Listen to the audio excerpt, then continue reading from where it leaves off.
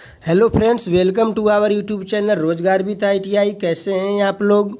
तो आज का जो हमारा वीडियो है, यह जो स्टूडेंट्स CITS कर रहे हैं उनके लिए काफ़ी उपयोगी होने वाला है, क्योंकि उनके सब्जेक्ट में एक पोर्शन है WCS का, जिसको हम लोग वर्कशॉप कैलकुलेशन एंड साइंस भी बोलते हैं। तो इसमें काफ़ी बच्चे कन्फ्यूजन में रहते हैं, तो उसके लिए हमने ये वीडियो लाया है। और यह वीडियो जो है सभी ट्रेड वालों के लिए काफ़ी उपयोगी है।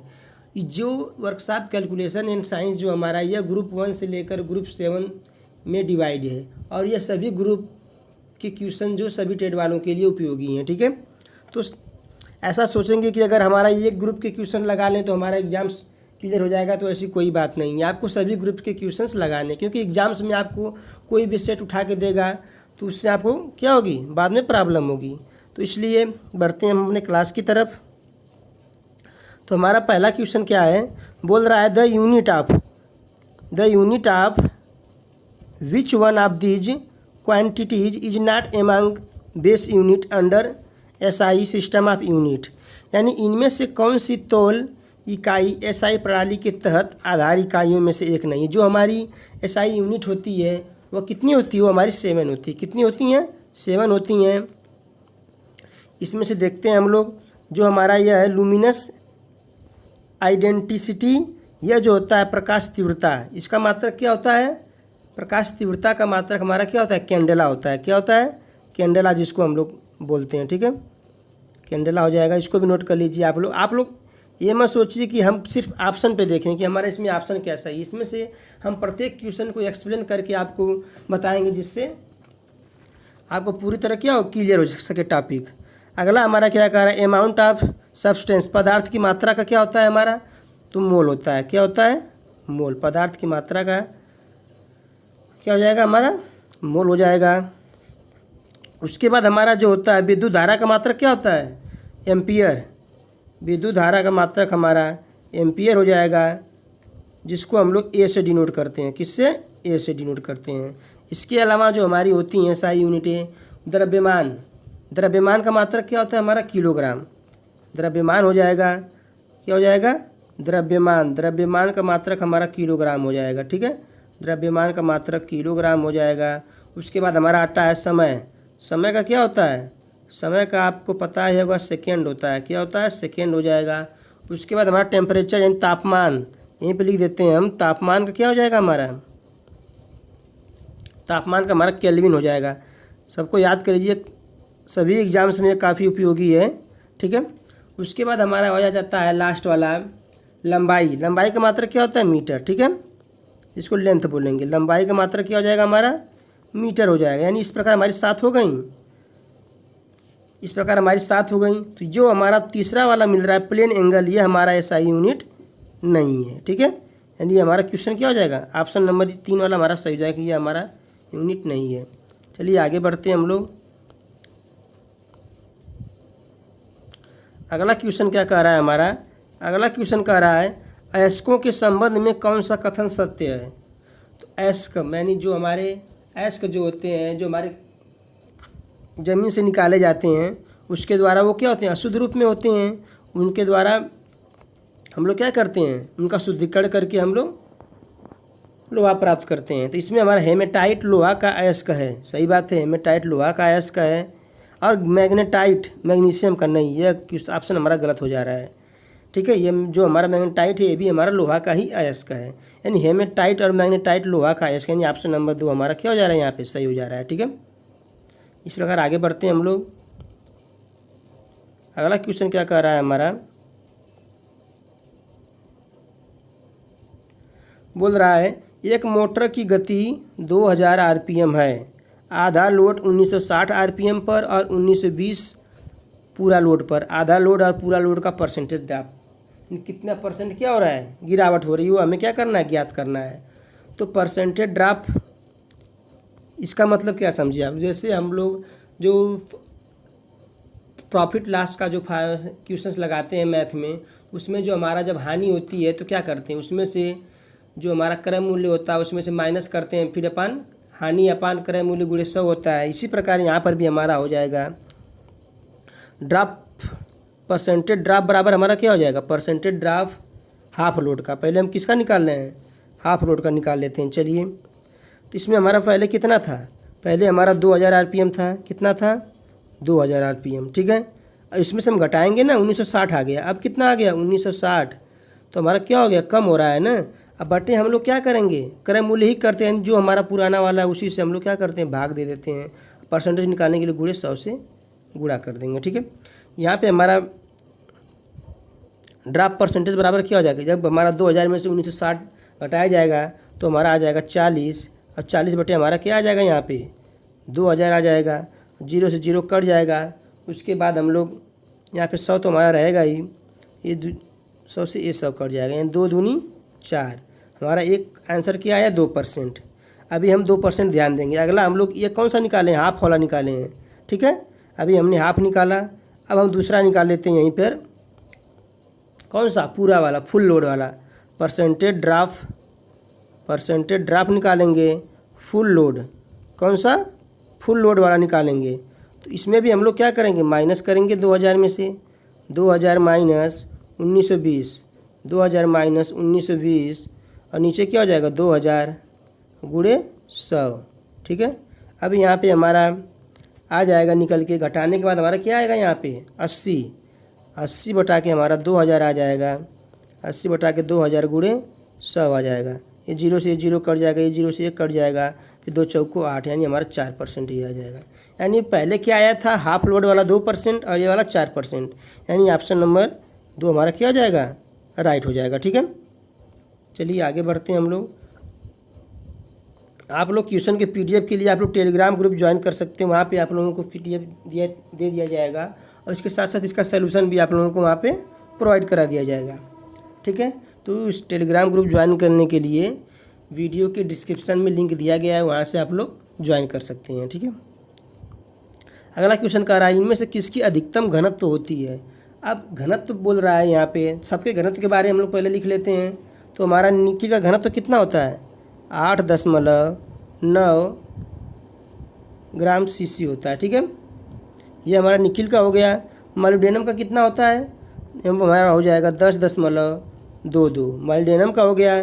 उसके साथ साथ हमारा मैग्नीज का हो जाएगा 7.43, ठीक है।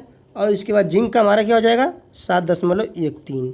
तो यहाँ पे अधिकतम घनत्व तो किसकी हो गई, मॉलिब्डेनम की हो गई। किसकी हो गई, मॉलिब्डेनम। आगे बढ़ते हैं हम लोग। अगला क्वेश्चन देखिए क्या कह रहा है कि नीचे दिए गए चित्र में दिखाए गए अनुसार एक भार को रैंप पर धक्का दिया जा रहा है।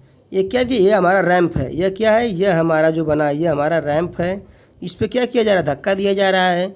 बल कैसे कम किया जा सकता है, इसके ऑप्शन को देखने के बाद पता चलेगा कि बल कैसे कम किया जा सकता है। रैंप को कारपेट पर ढक कर नहीं, रैंप की ऊंचाई कम कर कर। यहाँ पे हमें दिख रहा है रैंप की ऊंचाई कम कर कर। देखिए कैसे होगा, यह जितना ऊंचा हमारा होगा, यह देखिए हम जितने ऊंचे पर हम लोग कोई वस्तु को ढकेलेंगे तो हमें उतना ही बल लगेगा। अगर इसकी हम लोग इसकी हाइट अगर कम कर दें, इसकी ऊंचाई, रैंप की ऊंचाई कम कर दें, तो हम आसानी से क्या कर सकते हैं, धक्का दे सकते हैं। यानी यहाँ पर हमारा क्या हो जाएगा, रैंप की ऊंचाई कम करके, सिंपल सा आपका हो जाएगा रैंप की ऊंचाई कम करके। चलिए आगे बढ़ते हैं हम लोग। देखिए छठवां क्वेश्चन हमारा क्या कह रहा है। छठवां क्वेश्चन इसमें बोल रहा है 5x + 17y = 61, तो 2y = 3x। तो इसकी हमें वैल्यू ज्ञात करनी है। तो हमें पहले एक इक्वेशन मिल रहा है यहाँ पर। वो इक्वेशन क्या है, 2y = 3x। 2y = 3x। यहाँ से हम लोग y की एक वैल्यू निकाल सकते हैं। किसकी वैल्यू, देखिए क्या था हमारा, 2y = 3x। यहाँ से हम y की वैल्यू निकालेंगे 3x/2, ठीक है। यहाँ पे हम लोग इसको आपसे समीकरण नंबर 1 बना देंगे, ठीक है। अब हमें दिया क्या गया है, हमें यही क्वेश्चन दिया है, देखिए यही दिया है। अब इसमें हम लोग क्या करेंगे, जहाँ पे y वहाँ पे हम रख देंगे। ये पहले 5x है, ये हमारा + 17। उसके बाद हमारा यहाँ पे y की जगह पे क्या हो जाएगा, 3x/2। y की जगह पे 3x/2 हो गया, = 61 हो गया। अब यहाँ पे हम लोग जब 2 का एलसीएम लेंगे यहाँ पे, तो हमारा 2 यहाँ पे चला जाएगा। तो यहाँ पे हो जाएगा हमारा 10x एलसीएम लेके देख लीजिएगा। फिर यहाँ पे हमारा क्या हो जाएगा 17 तियाँ 51x, उसके बाद हमारा 2 नीचे रहेगा, उधर जाएगा तो क्या हो जाएगा डिवाइड हो जाएगा 122। ठीक है, क्या हो गया हमारा 122। अब हम यहाँ पे जोड़ देंगे तो हमारा 61x बराबर 122। तो यहाँ से हमें x की वैल्यू क्या मिलेगी 122/61 हमें क्या मिली x की वैल्यू मिली। अब x 122 में 61 से भाग देंगे तो हमारा x बराबर आ जा रहा है 2। कितना आ रहा है 2। अब इसी 2 की वैल्यू हम समीकरण नंबर किस में रख दें 1 में रख दें तो हमें y की वैल्यू पता चल जाएगी। यानी यहाँ पे 2 रख दें अपान 2 और 2 से 2 हम क्या कर दें यहाँ से कट कर दें तो हमें y बराबर क्या निकल के आ रहा है 3 निकल के आ रहा है। देखिए y बराबर 3 आ गया, x बराबर 2 आ गया। ठीक है, यानी हमारा कौन सा ऑप्शन सही हो जाएगा ऑप्शन नंबर 4 हमारा क्या हो जाएगा यहाँ पे सही हो जाएगा। चलिए आप लोगों को यहाँ पे हम जल्दी जल्दी बता रहे हैं ताकि आप लोगों को ज़्यादा समय न लगे, क्योंकि काफ़ी वीडियो लंबा हो जाएगा क्योंकि क्वेश्चन ज़्यादा इसमें है और सभी क्वेश्चन को यहाँ पे एक्सप्लेन करके बताया गया है। ठीक है, चलिए अगला बोल रहा है नीचे दिए गए चित्र देखें और सही कथन का चुनाव करें। तो इसमें आपको एक कॉन्सेप्ट बता दे रहे हैं हम लोग कि जो हमारा यहाँ पे निकल के आएगा लीवर टाइप, जो हमारा यहाँ पे लीवर निकल के आएगा कि किस क्रम का लीवर है, पहले क्रम का, दूसरे क्रम का कि तीसरे क्रम का लीवर है, ये कैसे पता करेंगे। इसमें हमारा पहला होता है क्या FLE, पहला हमारा फलक्रम होता है। पहला क्या हो जाएगा पहला फलक्रम हो जाएगा। दूसरा हमारा लोड हो जाएगा, दूसरा हमारा लोड और तीसरा एफर्ट हो जाएगा। ठीक है, एफर्ट यानी ये हमारा E से डिनोट करेंगे, फलक्रम को F से डिनोट करेंगे और लोड को EL से। ठीक है, तो जो हमारा फलक्रम होता है यह कौन सा होता है फर्स्ट लीवर। ठीक है, पहले क्रम का लीवर होगा, यह सेकेंड क्रम का लीवर होगा, यह थर्ड क्रम का लीवर होगा। ठीक है, तो जो हमारा फलक्रम, यदि जो हमारा फलक्रम है वह बीच में लगे तो हमारा फर्स्ट क्रम का होगा, F जो बीच में होगा तो फर्स्ट वाला होगा, अगर लोड अगर बीच में होगा तो सेकेंड वाला होगा, सेकेंड टाइप का लीवर होगा। ठीक है, तो इसमें बताइए कौन सा लीवर है फर्स्ट टाइप का लीवर है कि सेकेंड टाइप का ह्यूमन आर्म में। तो हमारा देखिए ये बीच में क्या लग रहा है F जो है बीच में क्या है फलक्रम है, यानी हमारा फर्स्ट टाइप का लीवर है। कौन सा लीवर है फर्स्ट टाइप का लीवर है। इसी प्रकार व्हील वैरो में देखिए इसमें जो लोड हमारा लग रहा है बीच में लग रहा है, यहाँ पे हमारा सेकेंड टाइप का लीवर है। कितने टाइप का सेकेंड टाइप का। अब हमारा देखिए बीच में कहीं ई लग रहा है, एफर्ट कहीं लग रहा है बीच में, यहाँ पे देखिए यहाँ पे हमारे बीच में एफर्ट लग रहा है, यहाँ पे थर्ड टाइप का लीवर है। ठीक है, इसी प्रकार यहाँ पे हमारा एफ लग रहा है, यहाँ पे कौन सा हमारा हो जाएगा फर्स्ट टाइप का लीवर हो जाएगा। ठीक है, तो हमारा यहाँ पे क्वेश्चन क्या बोल रहा है, देखिए पहले क्वेश्चन को देखते हैं हम लोग। क्वेश्चन कह रहा है क्ला हैमर और शुगर टोन्स तीसरे क्रम के लीवर है। तो क्ला हैमर, इसमें हमारा क्ला हैमर यही है, क्ला हैमर वो और शुगर टोन तीसरे क्रम का लीवर। तो हम ई को क्या बताए थे अभी आप लोगों को हम बताए थे ई वाला जो हमारा तीसरे क्रम का होता है लेकिन बीच में होगा तब। ये तो हमारा बीच में नहीं है, ये हमारा कहाँ है किनारे पर ही है, यानी हमारा तीसरे क्रम का लीवर नहीं होगा, जब बीच में होगा तभी होगा। ठीक है, पहले हम एफ बताए थे, उसके बाद क्या बताए थे एल बताए थे, फिर ई बताए थे। एफ वाला जो हमारा था फर्स्ट वाला था, एल वाला सेकेंड वाला था और ई वाला थर्ड वाला था। ठीक है, अब इसके बाद बोल रहा है व्हील वैरो और फ्लायर्स पहले क्रम के लीवर हैं। व्हील वैरो कहाँ पे यह है, ये हमारा लोड वाला यल किस में आएगा दूसरे में, ये भी गलत हो गया।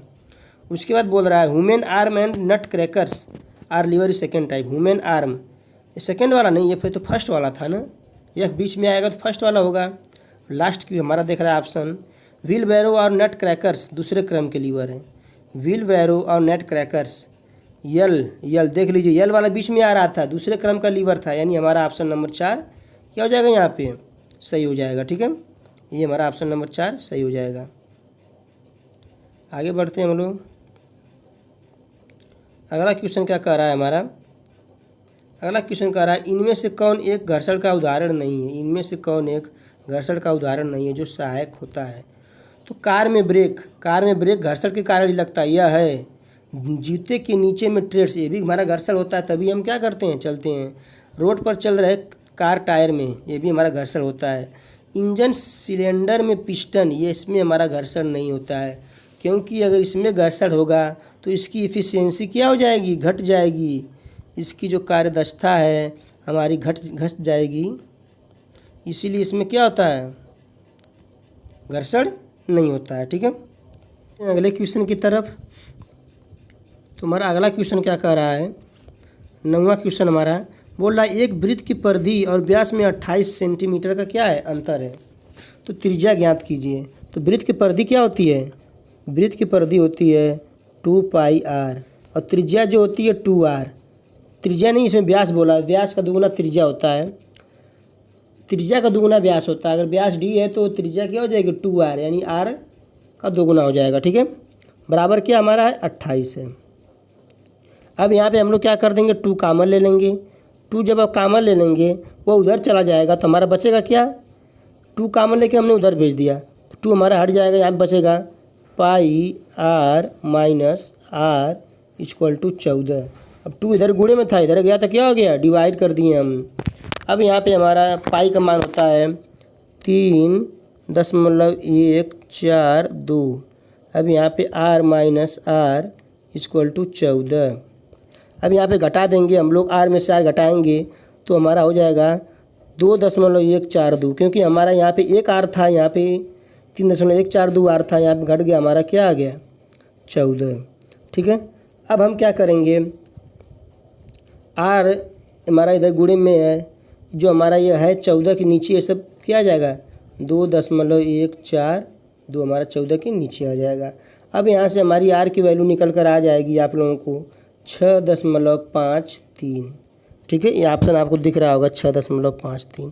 ठीक है, ऑप्शन नंबर 3 हमारा क्या हो जाएगा, यहाँ पे सही हो जाएगा। अब अगला क्वेश्चन क्या कह रहा है हमारा, अगला क्वेश्चन कह रहा है नीचे दिए गए एक पिंड पर 50 न्यूटन और 120 न्यूटन का बल कार्य कर रहे हैं, बल और टेन थीटा का मान ज्ञात कीजिए। तो टेन थीटा का मान हमको यह मान ज्ञात करना है, थीटा का मान, उसके बाद बल भी ज्ञात करना है, यह हमारा एफ कर्ण का मान ज्ञात करना है। ठीक है, टेन थीटा बराबर क्या होता है, पहले यहाँ पे देखिए टेन थीटा बराबर होता है लंब बटे कर्ण। क्या होता है, लंब बटे कर्ण नहीं, लंब बटे आधार होता है, लंब बटे आधार। लंब कितना दिया है, लंब हमारा 50 दिया है, आधार 120 दिया है, तो 50 दिया है, आधार 120 दिया है, ये हमारा कट जाएगा। तो यहाँ पे हमारा थीटा बराबर क्या निकल के आ जाएगा 0.4167, भाग दे के देख लीजिएगा। ठीक है, हमारा थीटा का मान निकल के आ गया। अब हमें ज्ञात करना है एफ का मान। एफ हमारा क्या है, कर्ण के काम कर रहा है, कर्ण का स्क्वायर बराबर लंब का स्क्वायर धन आधार का स्क्वायर, हमारे यहाँ पे अंडर रूट हो जाएगा। तो कर्ण का स्क्वायर 120 का आधार का स्क्वायर धन लंब का स्क्वायर यानी 50 का स्क्वायर। ठीक है, अब हमारा एफ बराबर यहाँ पे था, अब हमारा अंदर ही क्या हो जाएगा, ये 120 का स्क्वायर करेंगे हम लोग तो हमारा 1 4 4 और 2 0 बढ़ जाएगा। उसके बाद हमारा 50 का स्क्वायर क्या हो जाएगा 25 और 2 0 बढ़ जाएगा। ठीक है, अब यहीं पे हमारा एफ का मान जो निकल कर आएगा, यहाँ पे देख लीजिए एफ की वैल्यू जो निकल कर आएगी अंडर रूट 1690। अब 169 आपको पता है 13 का वर्ग है, यानी 130 यहाँ पे आ जाएगा। ठीक है, यानी एफ का मान क्या आ गया 130 और थीटा का मान 0.4167। ठीक है, इस प्रकार हमारा क्या हो गया, कौन सा ऑप्शन सही है, ऑप्शन नंबर 1 ही हमें दिख रहा है, 1 नहीं होगा, यहाँ पे 2 होगा। देखिए 4167, ऑप्शन नंबर 2 हमारा यहाँ पे क्या हो जाएगा, सही हो जाएगा। अगला क्वेश्चन देखते हैं हम लोग। अगला क्वेश्चन कह रहा है कार्य पूरा होने पर क्या परिवर्तित होता है। कार्य पूरा होने पर हमारी ऊर्जा क्या होती है, परिवर्तित हो जाती है, आप लोग को अच्छी तरीके से पता होगा। अगला बोल रहा है तनाव का इकाई क्या है। अब तनाव बोल रहा है, तनाव मतलब स्ट्रेन क्या होता है हमारा, स्ट्रेन बराबर होता है डेल्टा डी एल। क्या होता है, स्ट्रेन बराबर डेल्टा डी एल, यानी लंबाई में परिवर्तन बटे कुल लंबाई। ठीक है, तो यहाँ पे हमारा इसका भी लंबाई का मात्रक मीटर होगा, इसका भी मात्रक क्या होगा, मीटर ही होगा, कट जाएगा, यानी हमारा स्ट्रेन का मात्रक 0, यानी इसमें से कोई नहीं। ऑप्शन नंबर 4 हमारा क्या हो जाएगा, सही हो जाएगा। अगला क्वेश्चन क्या कह रहा है, कह रहा है कौन सा कथन सत्य नहीं है। तनाव एसआई इकाई पास्कल है, सही है। इसका क्या होगा, एसआई मात्रक पास्कल ही होता है, पी/ए पास्कल हो जाएगा। तन्यता तनाव लंबाई और मूल लंबाई के परिवर्तन का अनुपात है। सही बात है। तन्यता भी हम बताएं delta D L upon D, delta D L upon L. Young modulus सामग्री की कठोरता का एक मात्रक है। सही बात है। यंग मॉडुलस के द्वारा क्या करते हैं, सामग्री कठोरता का मापक करते हैं, यानी हमारा चौथा इनमें से कोई नहीं। ठीक है, ये हमारा ऑप्शन सही हो जाएगा। अगला क्वेश्चन क्या कह रहा है, उसमें दक्षता जैसे तापीय गुणों को मापने के लिए किस उपकरण का उपयोग किया जाता है। इसमें हमारा हो जाएगा कैलोरीमीटर। ऑप्शन नंबर 2 हमारा सही हो जाएगा। ठीक है। अगला बोल रहा है एक श्रृंखला सर्किट में कौन सा पैरामीटर सभी सर्किट तत्वों में स्थिर रहता है। तो सभी तत्वों में हमारा इस जो धारा होती है हमेशा समान रहती है। ठीक है, सभी सर्किट में धारा हमारा क्या होती है, समान रहती है। धारा हमारी कम ज़्यादा नहीं होगी। ठीक है, चलिए अगला क्वेश्चन क्या कह रहा है। यहाँ पे क्वेश्चन ज़्यादा है और समय ज़्यादा लग रही है, इसलिए आप लोगों को हम जल्दी जल्दी कराने की कोशिश कर रहे हैं। आप लोग भी इसको प्रैक्टिस करिएगा खुद से लगाने की। ठीक है, और कहीं प्रॉब्लम आ रही है तो कमेंट बॉक्स में ज़रूर मैसेज करिएगा, उसका एक्सप्लेन आप लोगों को दे दिया जाएगा अच्छी तरह से। चलिए अगला बोल रहा है निम्नलिखित सर्किट में 20 प्रतिरोध तक के माध्यम से धारा की गणना कीजिए। यहाँ पे धारा की क्या करना है, गणना करना है। केवल हमें इसमें 20 वाले में धारा की गणना करा है, जो 20 में जो हमारा प्रतिरोध है उसमें धारा की गणना करना है, सब में नहीं करना है। अगर सब में कहता तो हम टोटल को ऐड करके हम लोग क्या निकालते हैं, रेजिस्टेंस निकालते हैं। लेकिन केवल बात कर रहा है हमारा 20 वाले में, तो हमें दे दिया है 200 वोल्ट, हमारा क्या दे दिया है, वोल्ट दे दिया है 200 वोल्ट। हमारा आर क्या दे दिया है, आर जो हमारा दे दिया है प्रतिरोध हमारा 20। ठीक है, आर हमारा दे दिया 20 ओम। अब यहाँ पे हमारा क्या करना है, V बराबर क्या होता है, आई आर। आपको फार्मूला पता ही होगा, V बराबर आई आर। हमें निकालना क्या है, I निकालना है। तो V I के लिए यहाँ पे हमारा क्या हो जाएगा, I के लिए हमारा फार्मूला बन जाएगा V अपन R। I के लिए V अपन R, तो V का मान क्या है 200 अपन 20। यहाँ से कट जाएगा 2 दहा में 20, यानी हमारा धारा का मान क्या आ गया, 10 आ गया। ठीक है, V इंटू आई आर के फार्मूले से आप लोग निकाल लीजिएगा। अगला कह रहा है इकाई न्यूटन मीटर और जूल में क्या संबंध है। इकाई न्यूटन मीटर और जूल में जो हमारा संबंध है, 1 न्यूटन मीटर बराबर 1 जूल, 1 न्यूटन मीटर बराबर 1 जूल। ऑप्शन नंबर 2 हमारा क्या हो जाएगा, यहाँ पे करेक्ट हो जाएगा। ठीक है, अगला क्वेश्चन क्या कह रहा है, अगला क्वेश्चन हमारा 18वां क्वेश्चन बोल रहा है इनमें से कौन सा विद्युत ऊर्जा से रासायनिक ऊर्जा में परिवर्तन का एक उदाहरण है। विद्युत ऊर्जा से रासायनिक ऊर्जा, तो हमारा फोटो इलेक्ट्रिक सेल जो होता है यह लाइट एनर्जी को इलेक्ट्रिक एनर्जी में कन्वर्ट करता है। कौन सी लाइट एनर्जी जो होगी हमारी, उसको क्या करेगा, कन्वर्ट करेगा इलेक्ट्रिक एनर्जी में, इलेक्ट्रिक एनर्जी। ठीक है, इलेक्ट्रोप्लेटिंग क्या करता है इसको बताते हैं। पहले बैटरी सेल को देख लेते हैं। ये हमारा केमिकल एनर्जी, कौन सी एनर्जी, केमिकल एनर्जी को कन्वर्ट करता है इलेक्ट्रिक एनर्जी में। कौन सी, इलेक्ट्रिक एनर्जी में। बैटरी सेल जो होता है, हीट जो होती है हमारी क्या करती है, या केमिकल एनर्जी को हमारी हीट एनर्जी में कन्वर्ट करेगी। किस एनर्जी में, हीट एनर्जी में। तो जो हमारा बच रहा है इलेक्ट्रोप्लेटिंग, यह विद्युत ऊर्जा से रासायनिक ऊर्जा में परिवर्तन होता है। इसका किस में होता है, इलेक्ट्रिक एनर्जी का। इसमें हमारा इलेक्ट्रिक एनर्जी का किस में कन्वर्ट होगा, रासायनिक एनर्जी में, केमिकल एनर्जी में इसमें हमारा कन्वर्टर होगा। यानी हमारा ऑप्शन नंबर 2 हमारा क्या हो जाएगा, यहाँ पे सही हो जाएगा।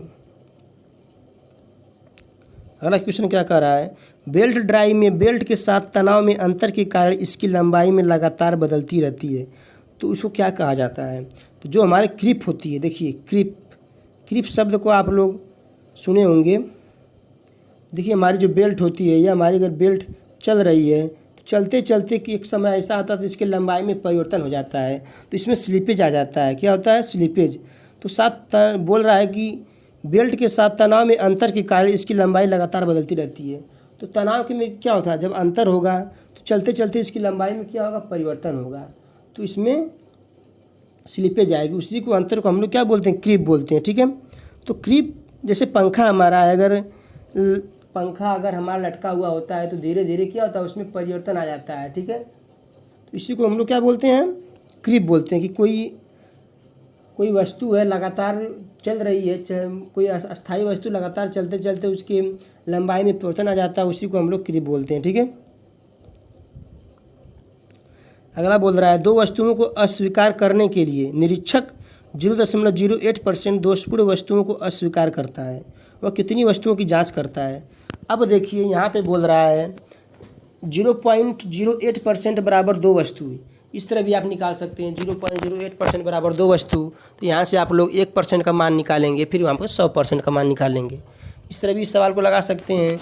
या तो आप यहाँ पे लिख सकते हैं यक्स का, यहाँ पे लिख सकते हैं यक्स का आपका हो जाएगा 0.08% बराबर 2।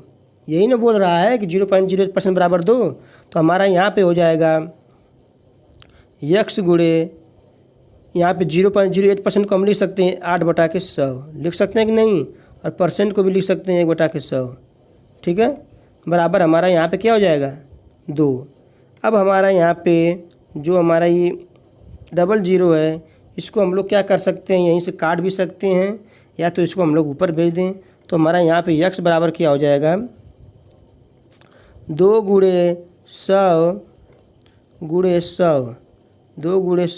100 अपान 8।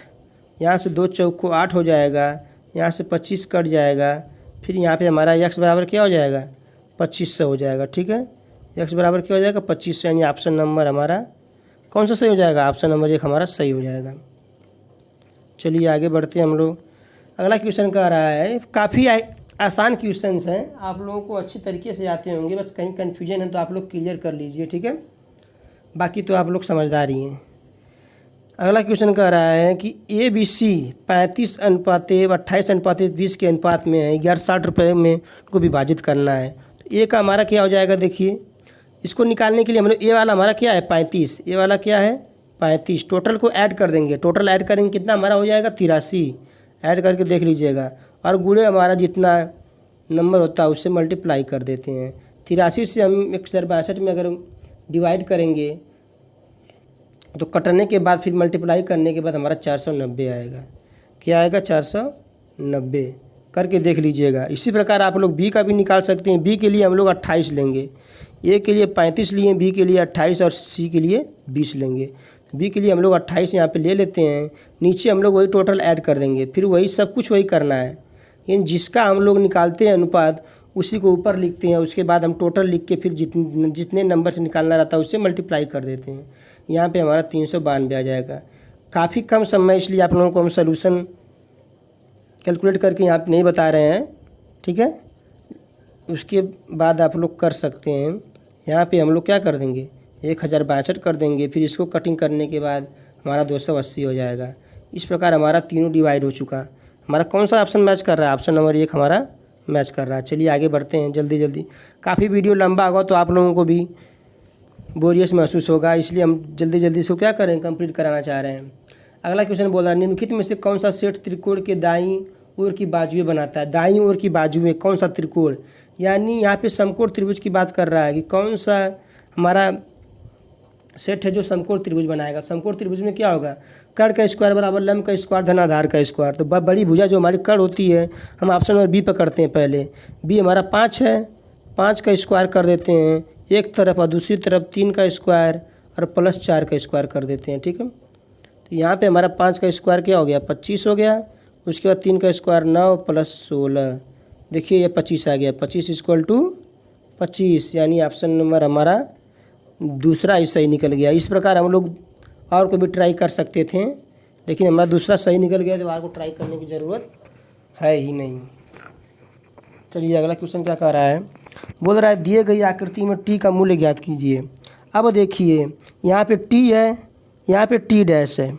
ठीक है, और एक बल हमारा नीचे लग रहा है जो 3 kg का। ठीक है, तो यहाँ पे फार्मूला हमारा लगे लामी थ्योरम का, लामी थ्योरम का फार्मूला हमारा लग जाएगा।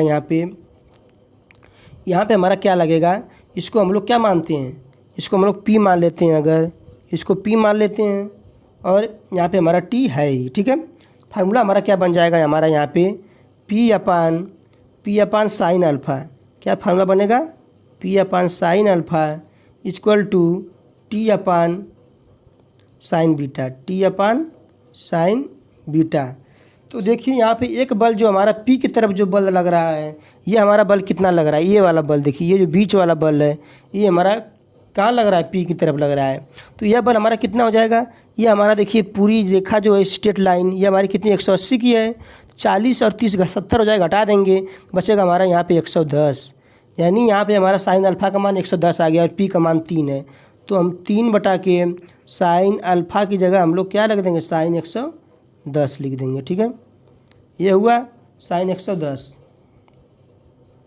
अब इसके बाद हम लोग क्या करेंगे, जो हमारा टी है, अब टी की जगह हम लोग क्या रखेंगे, टी का मान कितना है, टी का मान पता नहीं है हमें, टी का मान क्या करना है, निकालना है। टी की जगह पे कुछ नहीं रखेंगे, हमें साइन बीटा का मान चाहिए। साइन अल्फ़ा मिल गया।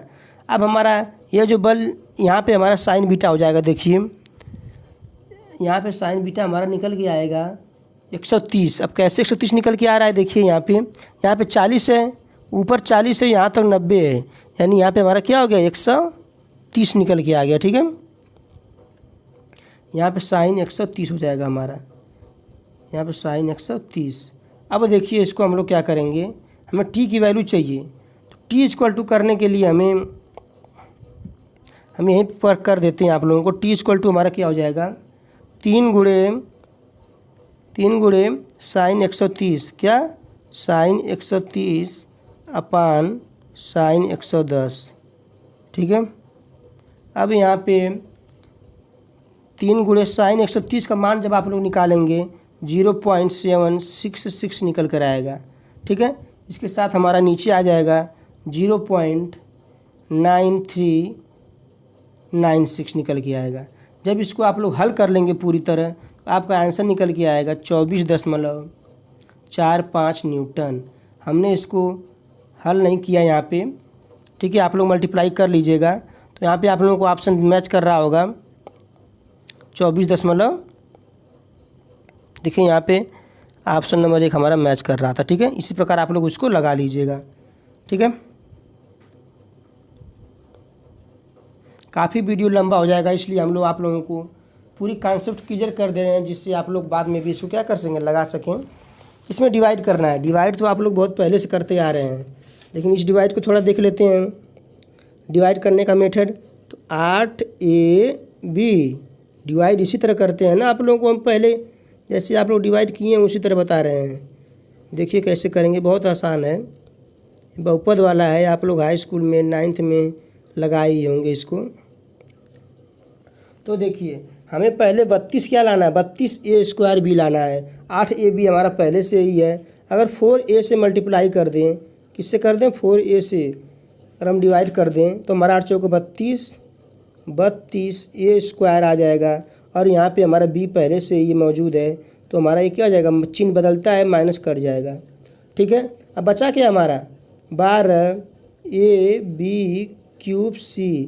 अब किससे करें, अब हमारा हो जाएगा 1.5 से, अगर 8 से मल्टीप्लाई करने हमारा 12 आ जाएगा।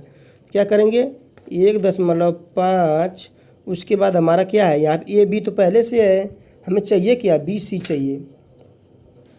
क्या चाहिए हमें, B²C चाहिए, क्योंकि हमारा B³ है। तो यहाँ पे B², उसके बाद C से अगर कर देंगे तो हमारा आ जाएगा 12AB³C, माइनस हो जाएगा, कट जाएगा, हमारा 0 आ जाएगा। यानी हमारा 4A और 1.5 B², यानी ऑप्शन नंबर ये हमारा सही हो जाएगा। ठीक है, 25वां क्वेश्चन हमारा क्या कह रहा है ब्रॉन्ज की संरचना क्या है।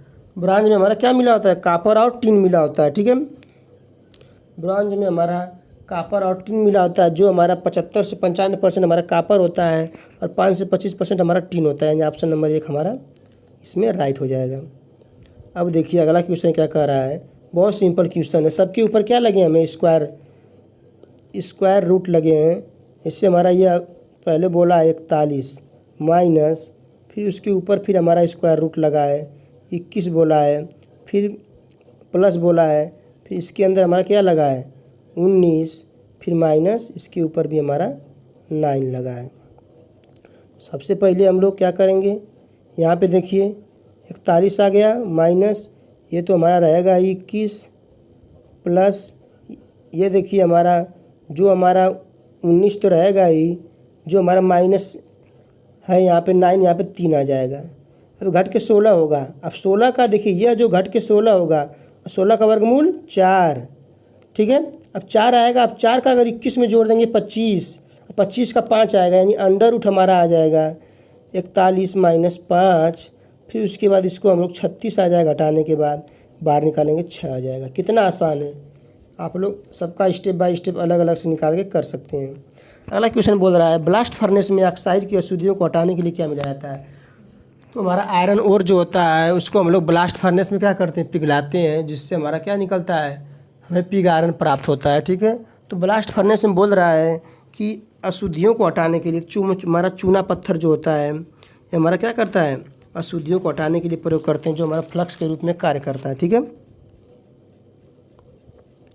अब देखिए, ये आपके हाई स्कूल का फार्मूला है, साइन ए माइनस बी बराबर क्या होता है। साइन ए माइनस बी बराबर जो हमारा होता है साइन ए कास बी और minus sine B cos A. Option number A हमारा फर्स्ट वाला सही हो जाएगा, ठीक है। अगला क्वेश्चन क्या कर रहा है, यहीं पे देख लीजिए। क्वेश्चन नंबर 29 बोल रहा है ए अपन बी बराबर 6/5। अब देखिए बोल रहा है ए अपन बी बराबर, यानी ए अपन बी बराबर 6/5, ठीक। तो हमें बोला है A square plus B square अपन A square minus B square का मान ज्ञात कीजिए। इसको दो तरीके से लगा सकते हैं। एक तो हमें ए और बी की वैल्यू निकालेंगे, लेकिन काफ़ी लंबा चला जाएगा, इसलिए हमें यहाँ पे साधारण पता चल रहा है कि अगर इक्वल में है तो हमारे ए का मान 6 होगा और बी का मान 5 होगा। हम ए स्क्वायर की जगह 6 रखेंगे तो क्या हो जाएगा हमारा 36। यहाँ पे देखिए, अब बी स्क्वायर जगह पे रखेंगे 5 तो 25। उसके बाद नीचे हमारा हो जाएगा ए स्क्वायर जगह पे 36 माइनस बी स्क्वायर जगह पे 25। यहाँ पे हमारा जुड़ जाएगा तो हो जाएगा 61/11। ऑप्शन हमारा देखिए फर्स्ट वाला मैच कर रहा है, ठीक है। अब देखिए अगला क्वेश्चन क्या कर रहा है, लिमिटिंग घर्षण। पहले बोला घर्षण पर कार्य करने वाला अधिकतम घर्षण है, तो हमारा लिमिटिंग घर्षण जो होता है वो हमारा अधिकतम घर्षण होता है। इसके बाद हमारा आता है स्टैटिक घर्षण। कौन सा आता है, स्टैटिक घर्षण आता है। इसके बाद हमारा आता है कौन सा, रोलिंग घर्षण, जिसको हम लोग स्लाइडिंग घर्षण भी बोलते हैं, ठीक है। इस प्रकार हमारा घर्षण के क्रम है, ठीक है। इसमें हमारा ऑप्शन ए सही हो जाएगा। बोल रहा है अगला, ताप हीट और कार्य वर्क दोनों, जो हमारे ताप और हीट हैं, ताप यानी जिसको हम लोग हीट बोलेंगे, और कार्य दोनों पाथ कार्य हैं, यानी दोनों के रास्ते क्या है, अलग अलग हैं, ठीक है। दोनों पाथ कार्य हैं, यानी ऑप्शन नंबर हमारा क्या हो जाएगा, एक सही हो जाएगा। चलते हम लोग अगले क्वेश्चन की तरफ। हमारा अगला क्वेश्चन क्या कह रहा है, तो अगला क्वेश्चन हमारा कह रहा है ये घटक जो प्रारंभिक वेग 5 मीटर प्रति सेकंड के साथ चल रहा है वह रुक जाता है, चल रहा था वह रुक जाता है 10 सेकंड में तय की गई दूरी। तो 10 सेकंड में कितनी दूरी तय करेगा, तो पहले हम लोग प्रारंभिक वेग मिल गया u बराबर 5 मीटर प्रति सेकेंड, v बराबर अंतिम वेग हमारा 0 है। अब हम फार्मूला पता है s बराबर ut plus half AT square. हमें ए का मान चाहिए, ए का मान के लिए फार्मूला पता है ए बराबर v minus you by T. तो हमारा यहाँ पे हो जाएगा ए बराबर v का मान 0 माइनस यू का मान 5/t का मान 10। यहाँ पे कट के हमारा हो जाएगा -1/2। अब हमें s बराबर रख देंगे, यू का मान हमें मिला है 5 मिला है, इंटू टी का मान हमें क्या मिला है, टी का मान तो हमें 10 मिला था ना, 10 मिला था, इंटू हाफ ए का मान हमें मिला है -1/2 इंटू टी का मान हमें क्या मिला है 10 मिला है, इसका स्क्वायर 100 हो जाएगा। अब यहाँ से कट पिट करने के बाद हमें यस की वैल्यू जो निकल कर आएगी वो आप लोगों को क्या निकल कर आएगी, 25 निकल कर आएगी। आप लोग हल करके देख लीजिएगा, 25 निकल के आएगी, यानी ऑप्शन नंबर हमारा कौन सा सही हो जाएगा, ऑप्शन नंबर ये हमारा सही हो जाएगा। चलिए आगे बढ़ते हैं हम लोग। अगला क्वेश्चन कह रहा है भट्ठी का तापमान किसके मापते हैं, पायरोमीटर के द्वारा। भट्ठी का तापमान पायरोमीटर के द्वारा नापा जाता है, ठीक है। अगला बोल रहा है जिस आवृत्ति पर डीसी संचालित होता है वह हमारी कौन सी आवृत्ति होती है, 0 हर्ट्ज की आवृत्ति होती है, ठीक है। चलिए अगला क्वेश्चन क्या कह रहा है, नकारात्मक गेज दबाव, निगेटिव गेज प्रेशर को वैक्यूम प्रेस दबाव भी कहते हैं। कौन सा दबाव, वैक्यूम दबाव भी कहते हैं। 35 का ऑप्शन नंबर 1 हमारा सही हो जाएगा। 36 क्या बोल रहा है, तरल पदार्थ जब उसका घनत्व 7135 किलोग्राम प्रति मीटर क्यूब है तो उसका विशिष्ट गुरुत्व क्या होगा। तो विशिष्ट गुरुत्व निकालने के लिए चलिए देखिए फार्मूला आपको बता देते हैं। पहले ये बता दें 1000 लीटर बराबर 1 मीटर क्यूब होता है ना, 1000 लीटर बराबर 1 मीटर क्यूब। यहाँ पे बोल रहा है 1000 लीटर बराबर क्या होता है, पहले ये आपको फार्मूला पता होगा। 1000 लीटर बराबर होता है हमारा 1 मीटर क्यूब, ठीक है। तो यहाँ पे हमारा 1 लीटर बराबर क्या हो जाएगा, 1 लीटर बराबर हो जाएगा 1/1000 मीटर क्यूब। अब इसको छोड़िए, आगे चलते हैं हम लोग। तो यहाँ पे दिया गया है 1 मीटर क्यूब बराबर 1 मीटर क्यूब बराबर दिया गया है डेंसिटी 7135, ठीक है। अब 1 मीटर क्यूब बराबर इतना दिया गया है, तो हमें यहाँ पे 1 मीटर क्यूब बराबर अगर इतना दिया गया है तो 1 मीटर क्यूब में बोला गया 1 लीटर तरल पदार्थ जब उसका घनत्व इतना है। 1 मीटर क्यूब की जगह हम लोग क्या लिख सकते हैं, 1 मीटर क्यूब अगर दिया गया है तो इसकी जगह पे हम लोग 1/1000 मीटर क्यूब बराबर क्या हमारा हो जाएगा। देखिए 1 मीटर क्यूब बराबर इतना है, 1/1000 मीटर क्यूब। अगर हमें 1000 से इसमें क्या कर दें, डिवाइड कर दें, हो जाता है हमारा 7135 और गुणे 1/1000। हमने 1/1000 से इधर भी डिवाइड किया, 1/1000 से उधर भी डिवाइड कर दिया। अब हमें 1/1000 मीटर क्यूब बराबर हमें पता है कि 1 लीटर होता है। क्या होता है 1 लीटर, कैसे पता है, क्योंकि हमने यहाँ पे फार्मूला पहले ही क्या कर दिया था, निकाल दिया था। अब हमारा यहाँ पे निकल के आ जाएगा कट पिट करने के बाद 0.7135। देखिए यह काफ़ी आसान सवाल है, बस आप लोग समझ नहीं पा रहे होंगे। 1000 लीटर बराबर हमारा होता है 1 मीटर क्यूब, और 1 लीटर में हमने क्या कर दिया, जब हमें 1000 लीटर बराबर इतना मिल रहा है तो 1 लीटर बराबर क्या होगा, ये 1000 नीचे चला गया, 1/1000 मीटर क्यूब हो गया। अब यहाँ पे 1 मीटर क्यूब बराबर हमें दिया गया है, 1 मीटर क्यूब बराबर दिया गया है, हमने 1000 से ऊपर नीचे क्या कर दिया, दोनों पक्षों में भाग दे दिया। अब 1/1000 मीटर क्यूब को हम लिख सकते हैं 1 लीटर क्यूब, यहीं पे हमारा ऑप्शन आ गया। तो दोस्तों इस प्रकार हमारा ग्रुप 1 का लेवल 1 था आज हमारा समाप्त होता है। मैं आशा करता हूं कि आप लोगों को वीडियो ज़रूर पसंद आया होगा। अगर वीडियो पसंद आया है तो वीडियो को लाइक कर दीजिए, चैनल को सब्सक्राइब कर दीजिए और दोस्तों को भी शेयर करिए, जिससे वो लोग भी अपनी प्रिपरेशन कर सकें और अपने एग्ज़ाम्स को तैयारी कर सकें। तो इस प्रकार दोस्तों अपने वीडियो को समाप्त करते हैं, मिलते हैं अपने अगले वीडियो में, तब तक के लिए जय हिंद।